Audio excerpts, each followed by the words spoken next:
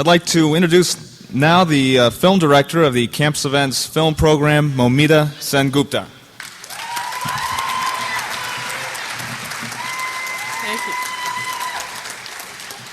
you. William Hurt's interest in acting emerged while he was a student at Tufts College, where he studied theology. In his third year, Mr. Hurt switched majors and left for London to study theater. When he returned to the States, he enrolled in the prestigious Juilliard School. After 3 years, he left Juilliard and took on several stage roles, building a considerable reputation in the theater community. In 1980, he made his film debut in Ken Russell's Altered States. Now, over the years, William Hurt has earned numerous accolades in both the world of theater and film. For instance, for his work in the play My Life, he won the Theater World Award, as well as Off-Broadway's highest form of recognition, the Obie. In 1984, he earned a Tony nomination for his performance in David Rabe's Hurly Burly.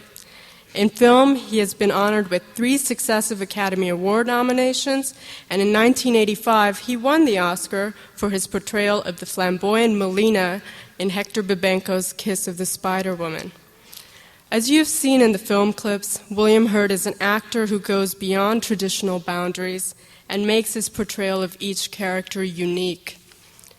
With the Spencer Tracy Award, we acknowledge actors who complement their fellow actors on screen and in some measure exemplify the understated gift of Mr. Spencer Tracy. William Hurt's dynamic screen presence and acting ability make him undeniably the ideal recipient of UCLA's first Spencer Tracy Award. Now, please welcome Mr. William Hurt.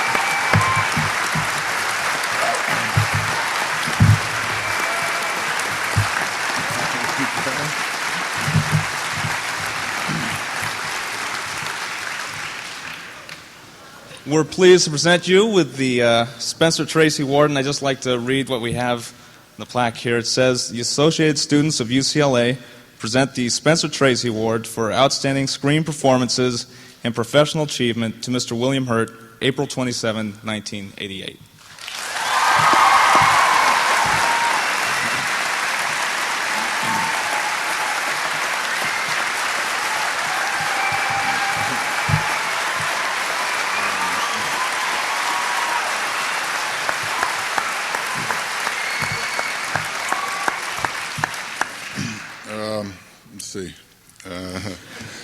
I am extremely nervous. This is not my line of work. Crystal is the actor's gift, and it means more to me, and has for years, than anything. So when I saw this backstage, I was really moved. I want to thank everybody involved in giving me this. Ms. Tracy especially, and I wrote a letter to Spencer Tracy. Would you like to hear it? Is that okay? This is going to take a few minutes. Okay. As I've told like 2 o'clock this morning doing this, I didn't know what to do. I have a hard time presenting things. It's the fun in acting is the other actor. So it's an intimate experience, and I can lose myself in it. I'm going to try to lose myself now. Dear Mr. Tracy, first off, I'd like to thank you for making this award possible for me. 74 films in 37 years. You did a lot more work setting this up for me than I have. Things are a little different now. The trail to character, one would think, would be easier to follow instead of slower. There are more of us now, and sometimes it seems cumbersome. We're up to something down here today you might have some mixed feelings about, but we're doing our best to keep them unmixed. For one thing, we're not competing. We're not at Santa Anita. Ostensibly anyway, which should be some relief. Another thing which may let you breathe a little easier is that some of us anyway are not going to take you as seriously as we do your work. I understand you said, why do actors think they're so damned important? They're not. Acting is not an important job in the scheme of things. Plumbing is. Some of us agree with you about plumbers being important. I happen to know a plumber named Bernie. Bernie's been around the block a few times. Once when he was a kid, Bernie was struck by lightning. And his St. Christopher medal got so hot it burned a tattoo into his neck. God's mark on Bernie. Bernie lived. Well, Bernie's a pretty crusty fellow in a lot of ways, and Bernie still has a little embarrassing trouble because of his humanity, accepting the fact that God loves him so much. Out loud anyway, Bernie doesn't talk lightly about the things that mean the most to him. But if any of God's children are more special than another, Bernie is, but he isn't, because it's not true. We're all special. Bernie knows this too. He just knows it more than some of us other kids. Like you, maybe. You'd like Bernie, even if he is an Italian Jew. Bernie wanted to be a rabbi before he went to jail. I understand you thought about being a priest before you became an actor. He reminds me a lot of you. He understands equality, and people who know him know more about equality. When I watch your work, Mr. Tracy, I seem always to be noticing on some level or other how your characters seem to stand on the ground. This doesn't sound like such a big deal till you think about some others and find you can't really tell where they're standing. It's an odd thing. It's like, well, real. It's like life, I think. He's standing on the ground. Hey, that's like me. I stand on the ground. He's sort of like me. Well, I'll be darned. Wow, think of that. Another thing I notice about the way I feel about myself when I'm looking at myself through you is that I don't spend a lot of time wishing I was you. I get more the feeling that I don't mind being myself. I hope you know what I mean, and excuse me if this embarrasses you, but I have to say it. Thank you, Mr. Tracy. Thank you very, very, very much for that. How do you feel about having an award named after you? Are you proud of that? I expect maybe you'd ask, well, what's it for? Does the guy act like I did? They called me an original. If that's what I am, then does this wimp following along in my in my shadow think highly of himself following along, or are they being tough enough on themselves, giving it to someone who's tough enough on himself? By all accounts, you were in a lot of ways pretty tough on yourself, Mr. Tracy, but the work says there's a reason for that. Now, I'm going to be real careful here because it isn't for me or any man to judge you yourself, so I'm just going to let my heart interpret. And all I can tell my heart to listen to is the work, because the rest of it is personal and the work's what you chose to give me. So I'll just pay attention to what you chose to hand out. Well, pal, I'm trying. And sometimes I'm pretty pleased, and most of the time I'm not. But I forgive that in myself.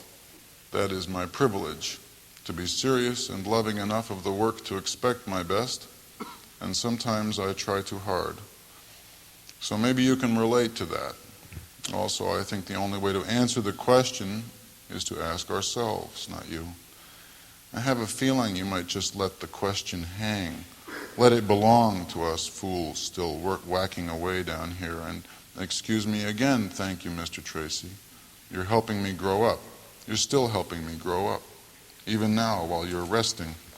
And you are resting, aren't you? So you've left me something that lives. That's nice, Mr. Nice Guy. Now, I know for a fact that sometimes we learn courage in one place and then display it in another. And I happen to think I have an idea where you learned some of yours. What some may not know is that you could have learned it someplace else. It wouldn't have mattered, you would still have brought it to your acting. That's clear to us. You were an actor. Whatever limitations in your life you had to live with, you brought your compassion for yourself to us in your work. Despite, not because of. What you know now, we only have a glimpse of. We as yet see through the glass darkly, but not as darkly. I try not to bump into the furniture. I'm pretty good about remembering my lines. Until recently, when I met Anamorphic, was vain about my ability to hit my marks at the same time. Try Anamorphic on for size sometime. Geez Louise, just when you think you've got it licked. Someone dear to you wrote a letter asking what was it kept you from sleeping. Is it possible the response may have been, what was it not? Mr. Faulkner said, art is the subject of the conflict of the human heart. Didn't you simply choose to let that conflict surface till its map was written in your honest face, honest phrasing, honest listening, honest response? Do we not all live in the folds of skin, gravel of voice that were your map of that conflict? Don't you still guide us lovingly through its smooth and thorny surfaces, fearful or comforting valleys? And don't you always bring us through to the other side a little quieter, a little wiser, calmer so that we can sleep? Personally, I take a daunted, bristling pride at being compared to anyone, even you. Appropriately, unfortunately, it follows suit. There are some other suits that follow, even a few tricks, though I am always the butt of the joke of the tricks I try to pull. They never ever work, do they? Not if you've been foolhardy enough to make the truth your standard. As far as acting goes, I think of it more as whittling wood than plumbing. You may not think of that as useful. I do. Heck with you. I enjoy the work. Maybe too much. I think there are a lot of fools around. I think I'm one of them. Yeah, I know I got that one right anyway. Okay. There's a sailboat being built that I'm supposed to be called the skipper of. She's going to teach me a lot if I don't run her on the rocks first day. Since it's fairly sure bet that you like to hear true things spoken, at least that's the way we see you, don't laugh. I happened across some words in a book where my chances of repeating anything untrue from it are pretty well nil. So I'll end this letter with those words, so we can all shut up and remember who's the boss and be grateful. It's from the 107th Psalm. They that go down to the sea in ships, that do business in great waters, these see the works of the Lord and his wonders in the deep. For he commandeth and raiseth the storm, the stormy wind, which lifteth up the waves thereof. They mount up to the heaven. They go down again to the depths. Their soul is melted because of trouble. They reel to and fro and stagger like a drunken man and are at their wits' end.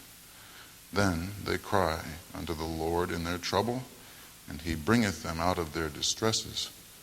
He maketh the storm a calm, so that the waves thereof are still. Then are they glad because they be quiet. So he bringeth them unto their desired haven. Oh, that men would praise the Lord for his goodness and for his wonderful works to the children of men. From captains courageous to the old men in the sea, from your priests to your madmen, to your drunks to your straight arrows, from your righteous to your self-righteous, your loving to your beloved, cantankerous to magnanimous, thank you for your rooted, testing, skeptical, grounded love. Sleep well. Your pal Bill. So that's that.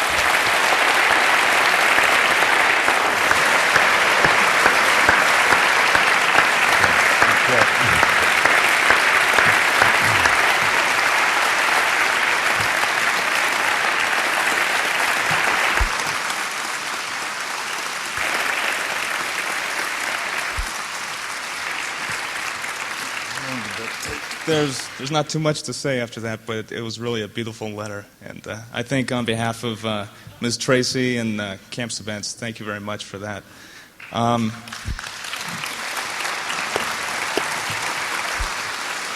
Right now, I'd like to introduce the moderator of the question and answer portion of the program. He's a distinguished director and he's the chair of the UCLA's Theater, Film, and Television Department, Professor George Schaefer.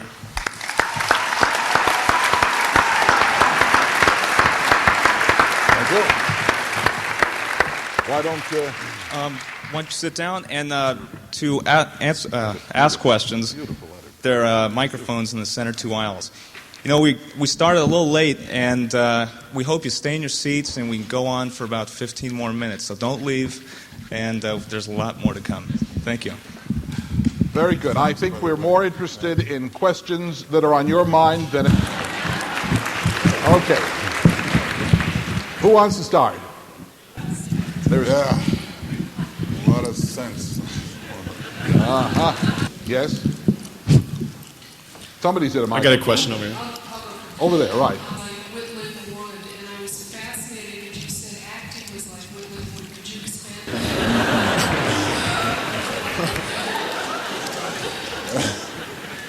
It's very careful. Keep a copy of Hamlet open in my house about you, and as I may say, a whirlwind of your passion you must acquire and beget a temperance that will give it. And it's as intimate and sometimes lonely as writing. At least that's the way it is. It's very specific.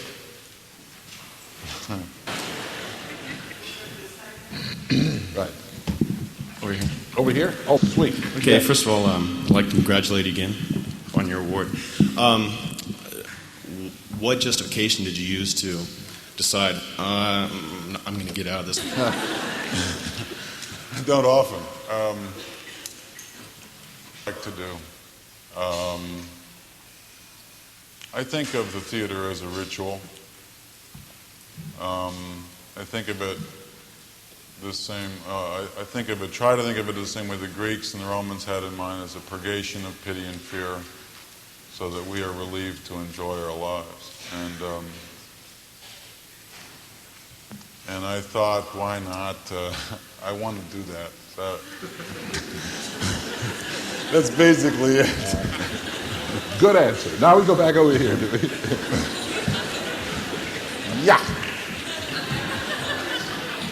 Sorry? I've appreciated your work for many years, and I have a quick question for you. That it seems that in much of your work you dig very deep and work very internally. And I'm curious as to when you work with a director, what it is you seek from that person besides perhaps just a mirror to it. When I was working on a play called Hurly Burly in New York, I received a letter from a student, and he said I could write him between 250 and 750 words. A response. I could, but not more than 750 words. Thank you. On the subject of what I required from a director, and I just didn't have the time, to come up with 750 words, so I didn't really think he might get anything out of it anyway, but as I was throwing in the ash can, which is unfortunate, I'm sorry I have to admit that, I thought one word: sanction. The director is responsible primarily for being that objective eye. But once we agree that the structure of the material is worth it, that the questions the material asks are worth it, that the theme of the material is worth it, and that the choices we explore in rehearsal are the ones we're going to go with, I then have to go off on a subjective trip. I have to submit myself to the imaginative realities. He is the objective trip, and I have to trust him to be the eye that is outside, because I cannot be thinking about what I look like when I'm doing it.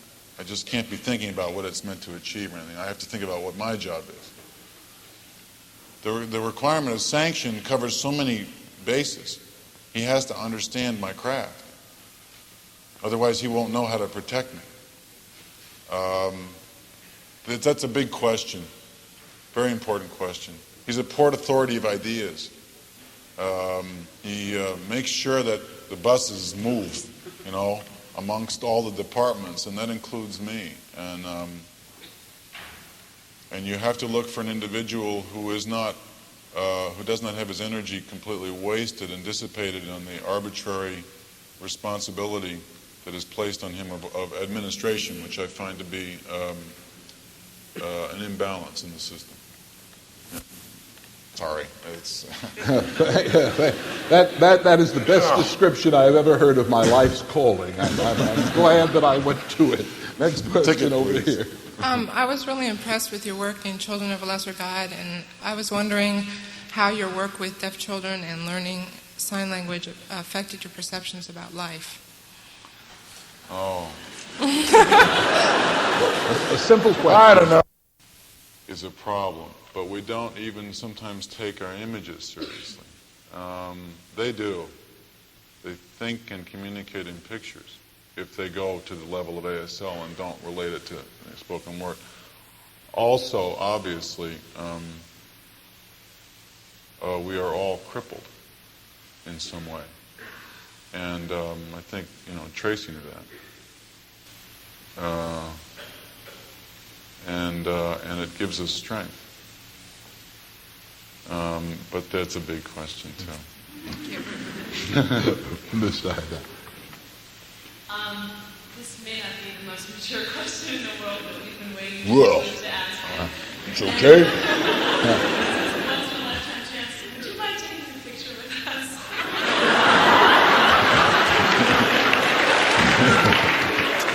Who's us? Right now? You want this right now? Wait till after. Later. That's Yeah, I'll do it. But we will do it. all right.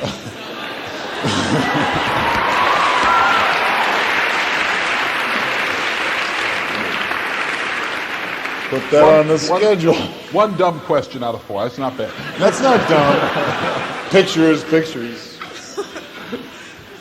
I tend to think, whether correctly or not, that all actors, a part of themselves are in the character, or a part of the character is in themselves. With which character would you say you identify? This is naughty. It's a very naughty question.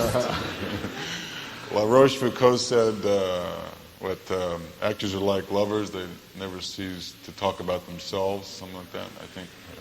I don't see acting as narcissism. I don't identify totally with one character more than another. I think of it as a craft. I approach each role in the same way, whether I'm solving the Jacobean drama or the modern genres in film. I approach them exactly the same. In terms of my personality, I wouldn't answer the question if I felt it. But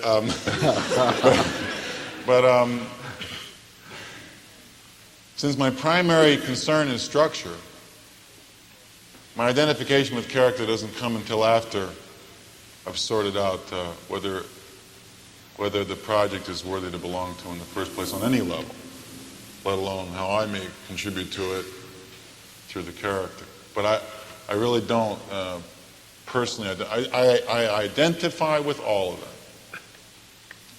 Do you try to use part of yourself, or do you resist using part of yourself as you jump to such a variety? Greater and lesser extents.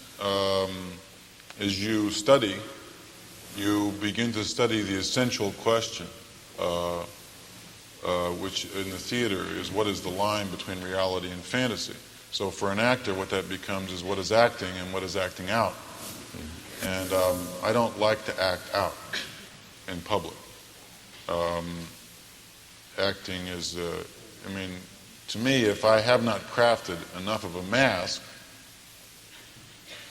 either as a concept or physically or whatever, to protect my privacy as a human being, then I cannot share with you what I know about all of our souls. And so, you do use yourself, sure, but then you have to differentiate that enough to make sure that it is an image up there rather than you.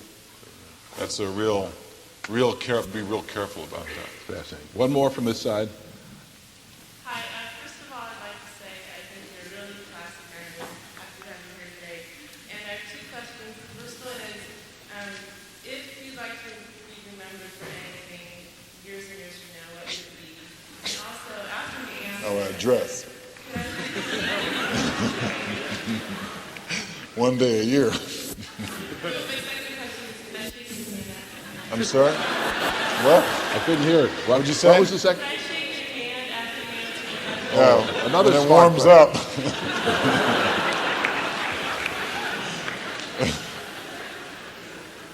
You want to attempt the first one, or is that finished? First what? The first question, such as it was. Oh, those What questions. you want to be remembered? Oh, remembered. Oh. By whom? For having come to UCLA No, on April yeah, 27th. yeah. Next Think, question over here. Right. I'm curious to know to what degree your experience at Ashland has affected your growth as an actor. A lot. It was the first job for me, really. I had done some summer stock before then. I was paid more than I'd ever been paid before. $65 a week. A lot. It was the first time I acted well. It was in a production of Long Day's Journey into Night, and I had been working hard for 12, almost 14 years, and I acted well for the first time, and I did it very ordered way, and I knew what I had done for a change, and so that was real important for me personally. I also very much had made a decision with my life that certain middle-of-the-road choices were not the ones I wanted to make. So I split. Thank you. Yeah. Very good. I fear that it's gotten after when we started late, and there are obviously a million questions, but I'm afraid you all have to get to classes and things, do you? No! All right, we'll take two more questions, one from each side, and then we'll have to go. One more question from each side. A good one now. Okay, I want to ask you, the character of Molina is so eccentric and different from... No, he's not. You're eccentric. What did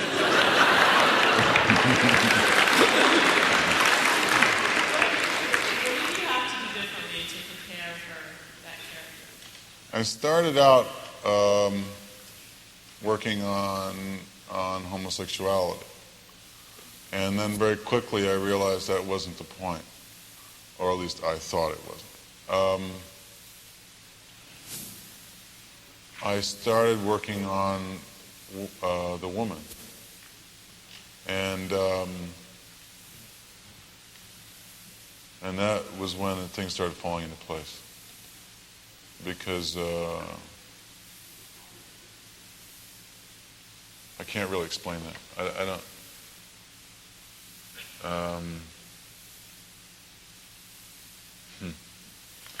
It's tough to explain that.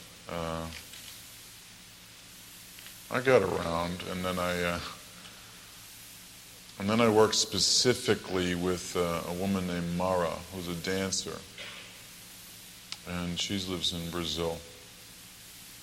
And I worked like days just watching her move and talking, trying to get some impression of the sequences of thought and impression. And that was the key for me. It was when I found Molina to be a woman in a man's body rather than some other overcomplicated psychological evaluation, because that wasn't really the point of the film. That we have all things inside us, and cutting off from their purities and sort of creating an apologia right from the beginning that one thing is another, or that they are somehow mixed rather than than existing side by side simultaneously. That was when I started getting freer. Then one day, Raul and I switched roles, and he showed me what his idea was. I thought, that's good.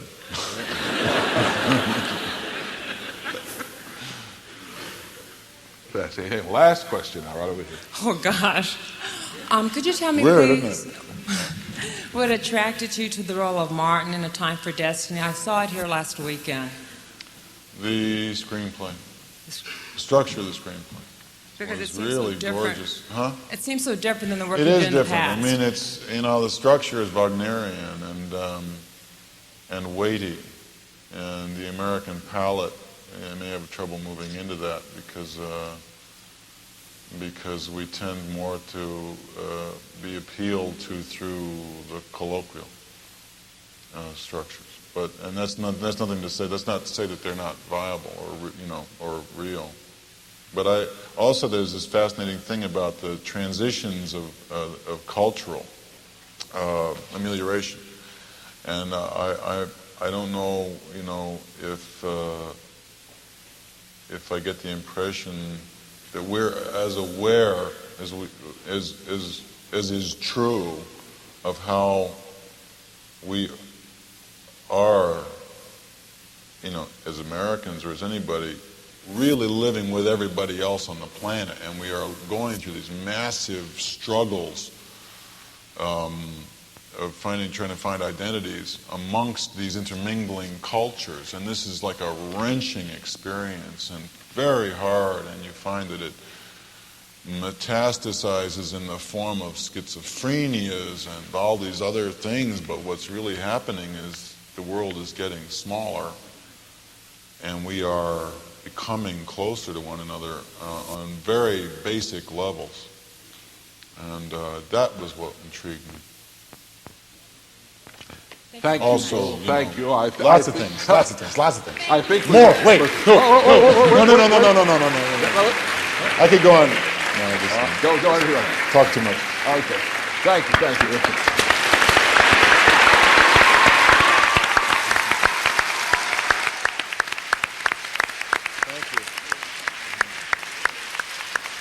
So, how did I do?